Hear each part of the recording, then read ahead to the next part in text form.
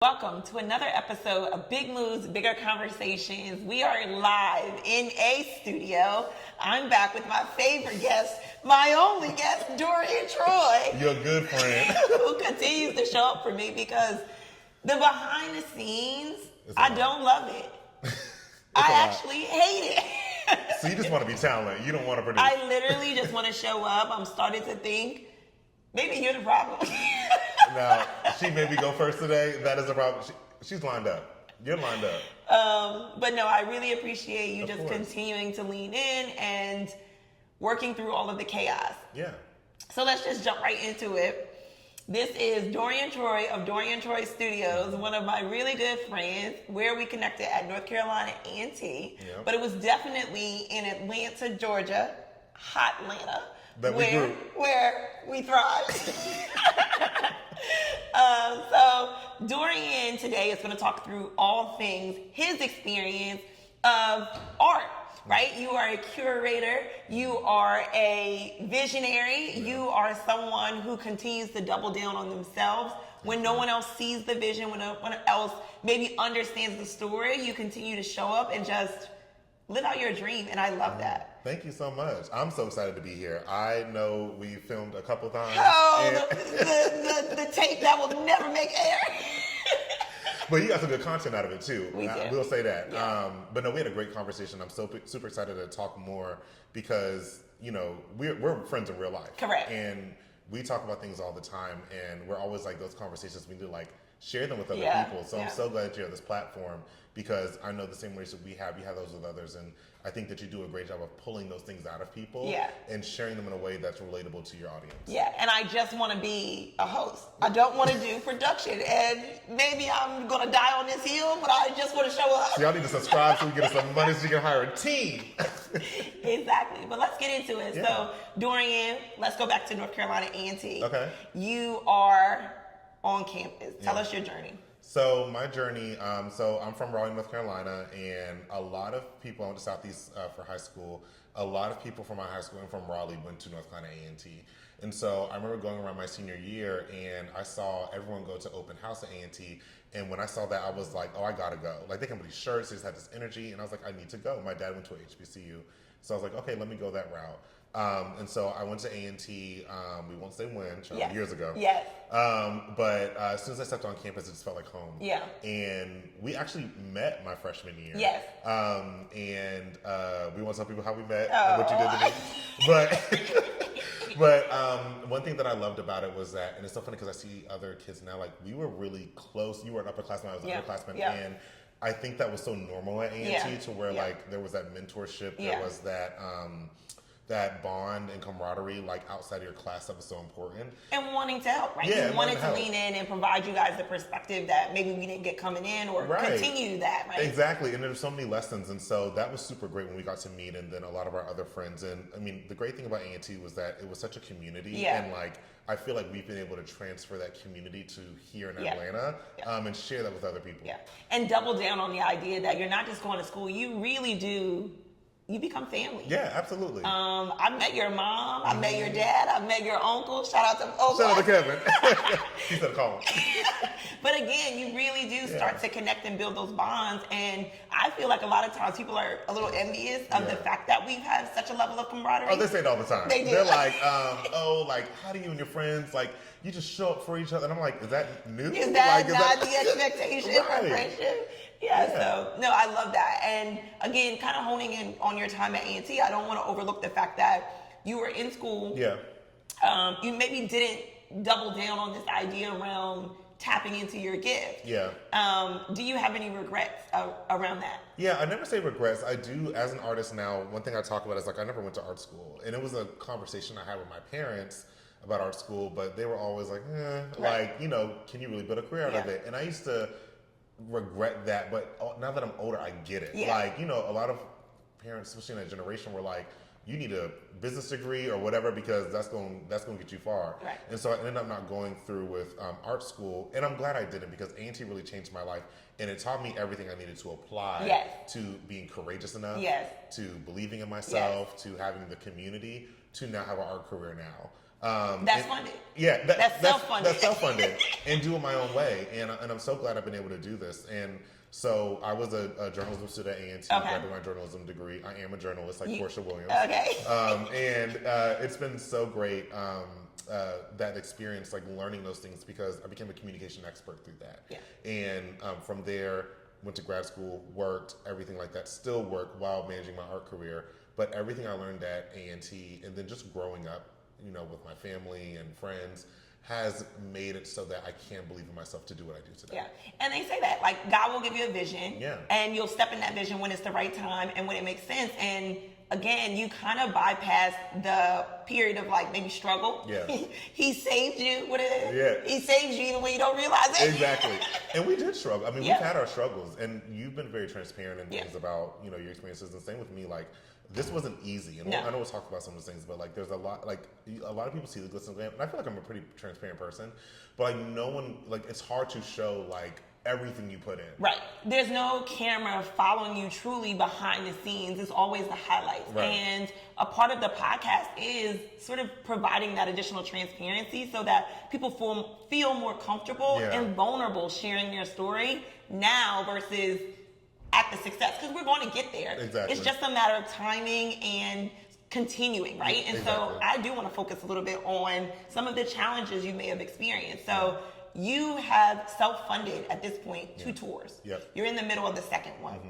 You've, of course, had lessons learned from the first experience. Yep. You were intentional about leaning into family and friends, and now the second iteration of your tour, you expanded. Yeah. What were some of your challenges when it came to expanding and going outside of that immediate circle? Yeah, great question. So, as Sasha said, I toured last year. I did my first gallery show. Let me give you some background. Yeah. I moved to Atlanta in 2023.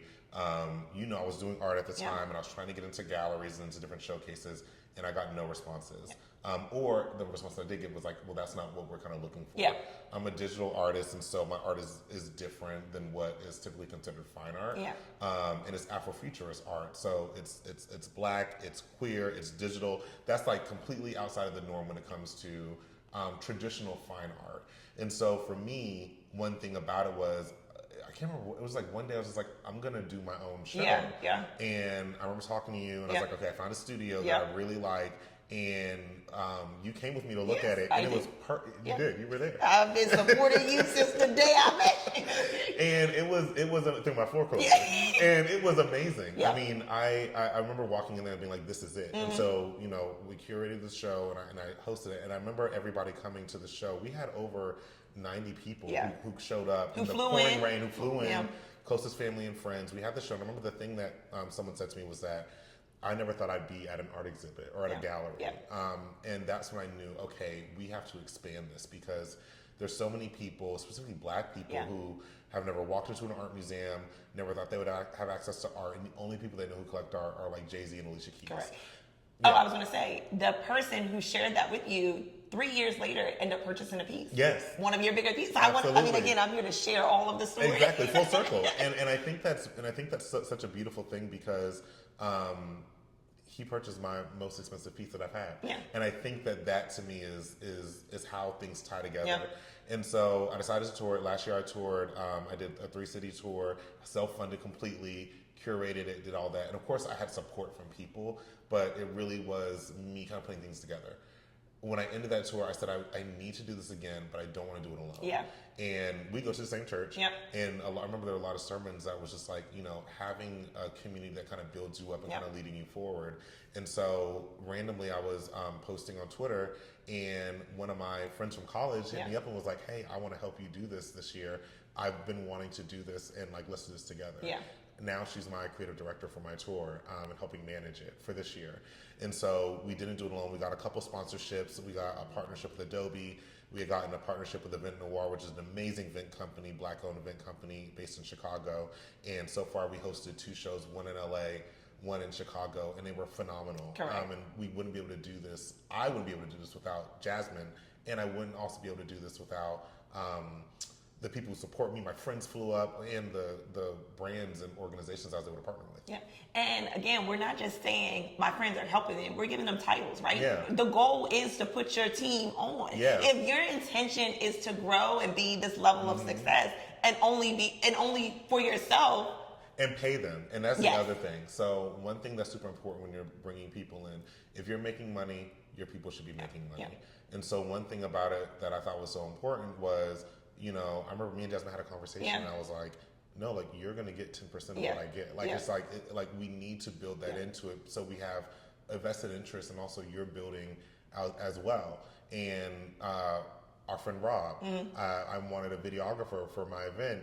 I was like, no, like I want to pay you for it. Like it's like that stuff is important because I think a lot of times, and we do things for free for each other as we should. Like that's what friendship is about. This is free. I mean, this is a free podcast, but I'm gonna send you a bill. But I'll tell you, it's important when you can to find ways to. And it looks different, right? So, for example, we may go to dinner, right? And this just might be my time to treat. And right. So you do things. She hasn't done that since last year. Okay, what happened on Mother's Day? That you would allow this here? No, but again, like you do want to make sure that the people are showing up for you. Yeah. You're supporting them, and you guys, like, I feel like it's such a misstep at times when people think, oh, if I don't work for a company, then I'm not gaining experience. You can absolutely gain experience by way of helping your friends. Exactly. So he gave Jasmine the title of creative director. Yep. Why can't she use that? Exactly. Does she not have experience in building out a tour and working with someone and being paid? And it was a negotiation. Like I asked her, I was like, well, what do you want to do here? And then it was a conversation about, what does that look like? And it's evolved because things evolve. I've worked with people where things have evolved and they haven't always been understanding of that. Yeah. So I think it's important to have that conversation because we're all winning together. Yeah.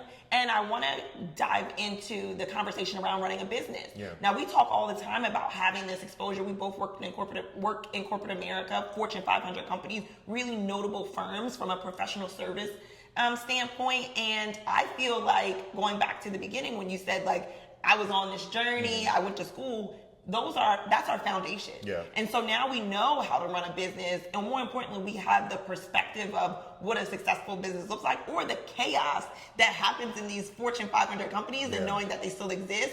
And so giving yourself grace.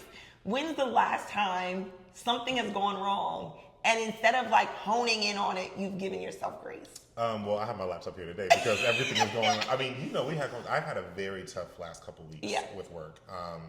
And it's just been the state of things, going on right now in the country that's been impacting us. And for me, it is very important to take myself out of it. And I have to remind myself that because it's so easy to get stuck in the minutia of everything. Yeah. And I can't remember, I was watching some podcast or something, and someone was like, you might be a person who always gives 100%, but you need to realize most people are giving 50% and they're doing just fine and still excelling. And so why are we always giving 100%, 110% to things that are not providing that same thing back to us, right? You can give your 50, you can give your 20, you can give 0 some days. And I think that was such an important lesson for me because I feel like the way I grew up, I always had to excel. Yeah. And I think it's in my nature. Yeah. But it's also my nature to rest, to separate myself and set those boundaries. And it's so funny because we used to talk about it all the time. You used to be like, Dorian, get off that phone, get off that computer. Yeah. And I felt like I had to go. Yeah. But the reason I love being an artist is because that is where my passion is and that's where I live at. And I'm like, if I'm going to invest 100% in that, I can't also invest 100% in something else. Right. Because it's no longer 100%. Yeah. You're going to experience burnout. Exactly. And Kevin Ostage, he recently did a podcast and shared when he was talking about everybody, how you always want to get all this equipment and you got to get ready. He said, what's the movie Game of Thrones shot in Starbucks? Somebody left a Starbucks cup. And that is like a $20 million or so budget, and you're freaking out. And they had hundreds of people behind set that went through so many cuts, and the fact that they made a mistake. Why put so much pressure on yourself just to get your product out there? Now, do you want it to be good? Absolutely. But are you also in a place of giving yourself grace to learn and to grow into it because you don't have that $20 million budget? Yeah, and also like don't be afraid to change your vision. Like, because it's gonna change. Yeah. And like even for this current tour, I had to reschedule 2 of my shows because of things that were out of my control in my family. Yeah. I had 2 people who passed. Yeah. One was when my first show in Charlotte was supposed to be, and then my second one was my LA show. Yeah. And it changed everything. And I remember having a conversation with my mom of being like, what do I do? Like, am I still supposed to be doing this?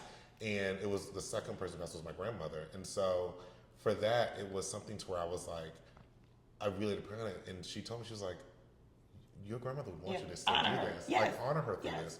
And so I did. And even still, I was supposed to have a show in Houston next weekend. Didn't get the paperwork in time. I had locked in. We had a verbal conversation with my dream location. I literally posted about it. But I literally, someone said, don't put the flyer out there yet. Because I'm a big person where I'm like, if it's not locked in and the finances aren't there, then I don't want to do it. And lo and behold, everything kind of got dragged out. And like, I didn't get everything until literally yesterday. But because I didn't put anything out there yet, I had conversations with the venue and they're rescheduling me for next month. And everything works out. Things are going to change. Things are going to edit. No one's going to know. And this is one thing sometimes. No one knows like what your plan was. Like, you're the one who knows what your plan is. So like, it's okay. But also, people aren't waiting around. Like, everybody is really selfish in that they are doing their own thing. For example, this podcast, like, let's be honest. We had a iteration of this. It never made it out. And the day that we checked the audio, I remember sitting in my bed thinking, oh my God, I'm not doing it. In all of the promo shoots that said Tuesday, dropping Tuesday, maybe 3 people reached out and said, hey Sasha, I'm waiting on the episode. I said, girl, go to sleep. Go get a sandwich. I got so much going on.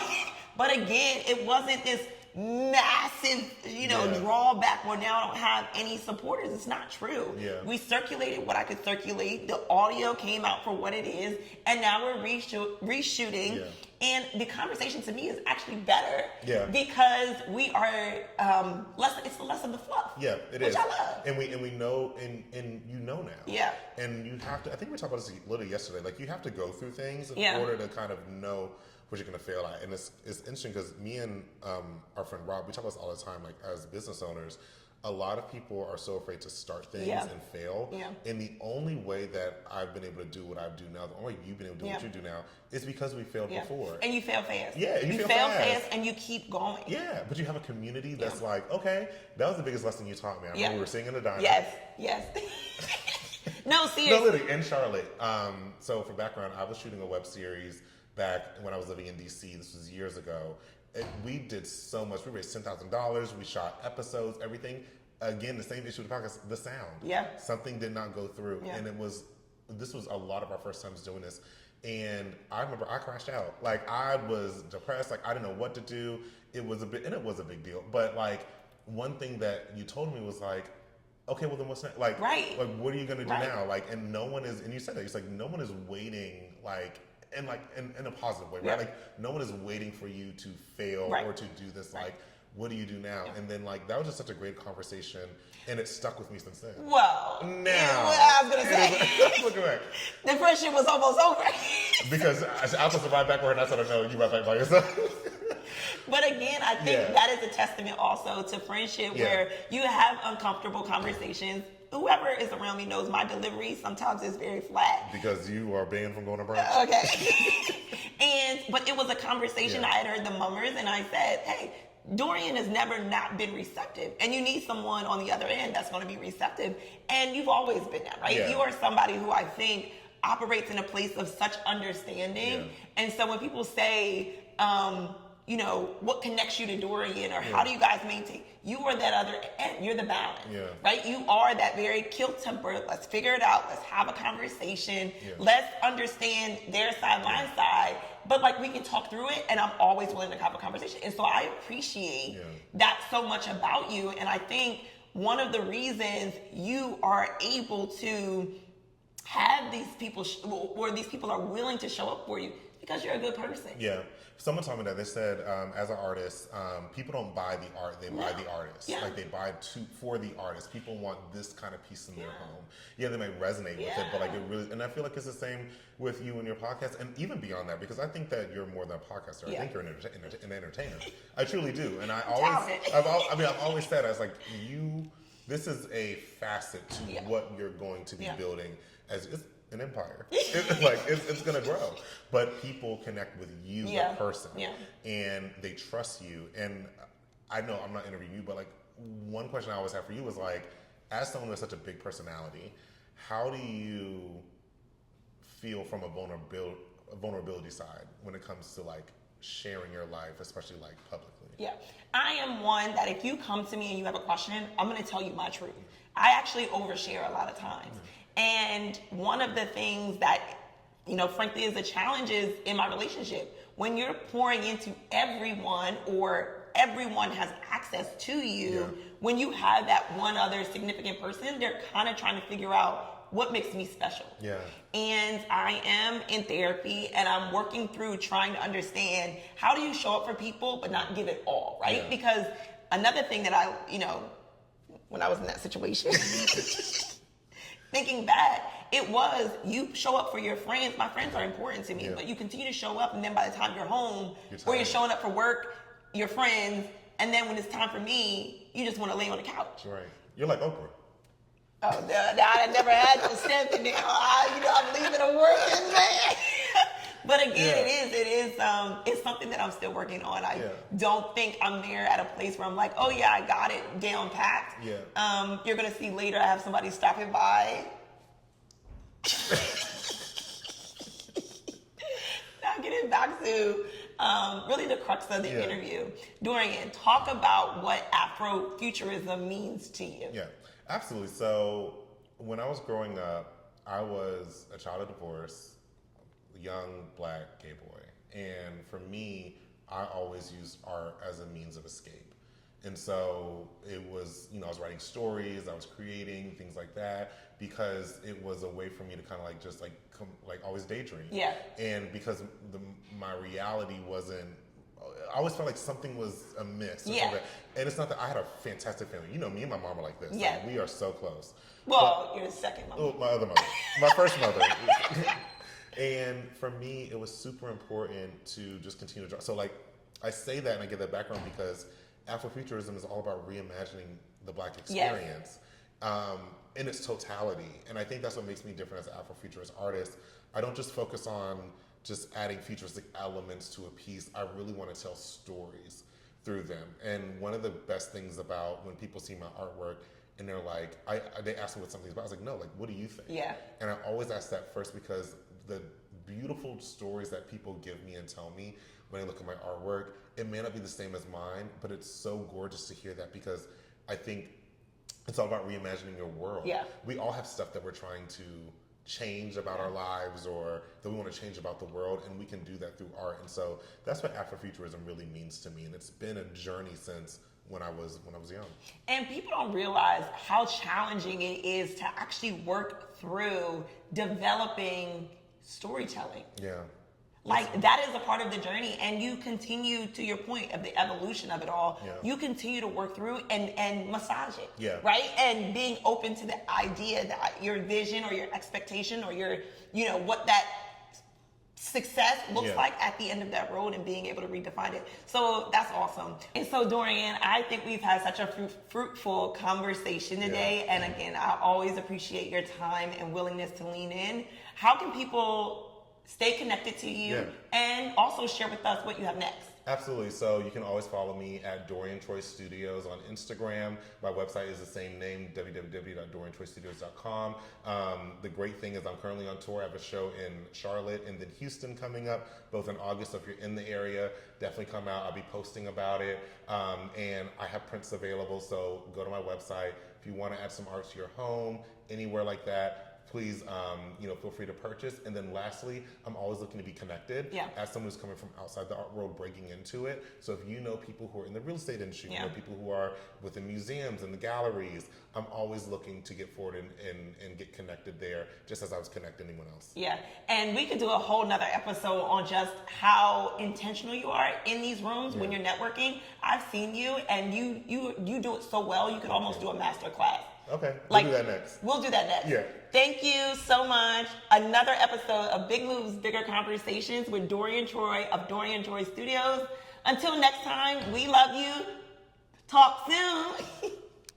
Got the goddamn feel. God damn it.